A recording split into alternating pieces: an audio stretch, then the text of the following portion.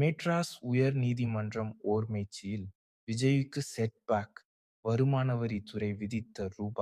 1.5 கோடி அபராதத்தை விஜய் தோற்கடிக்கிய மேல்முறை நீதிமன்ற மனு நிராகரிக்கப்பட்டுள்ளது. டிவிகே கட்சியின் நிலைப்பாடு அனைத்து தொகுதிகளிலும் வெற்றி.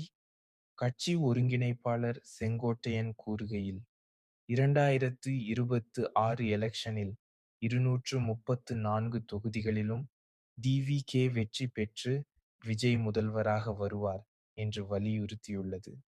சேலத்தில் பொதுக்கூட்ட அனுமதி மறுக்கப்பட்டது.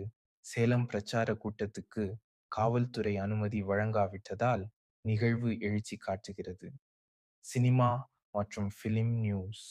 ஜனநாயகன் படம் தொடர்பாக சிம்பு கருத்து: விஜய்யும் ஜனநாயகன் படமும் பிரிந்திட முடியாது என்று நடிகர் சிம்பு தெரிவித்துள்ளார். சென்சார் போராட்டத்தை சுற்றிலும் கருத்து வெளிப்படுத்தினார்.